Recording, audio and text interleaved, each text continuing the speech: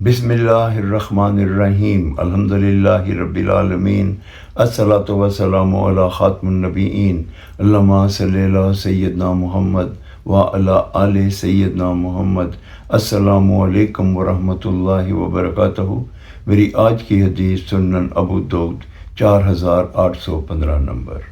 حضرت ابو سعید خضری رضی اللہ تعالی عنہ سے روایت ہے کہ نبی کریم حضرت محمد صلی اللہ علیہ وآلہ وسلم نے ارشاد فرمایا کہ راستے پر بیٹھنے سے اعتراض کرنا۔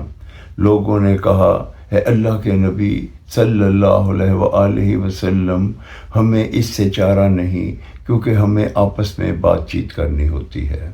رسول اللہ صلی اللہ علیہ وآلہ وسلم نے ارشاد فرمایا، اگر تمہیں اس سے انکار ہے تو راستے کے حق کا خیال رکھنا۔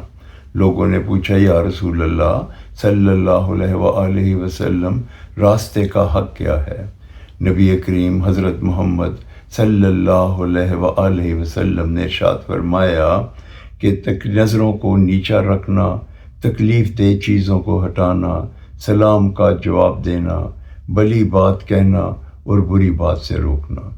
اللہ تعالی ہمیں اس پر عمل کرنے کی توفیق عطا فرمائے، آمین یا رب العالمین۔ السلام علیکم ورحمۃ اللہ وبرکاتہ۔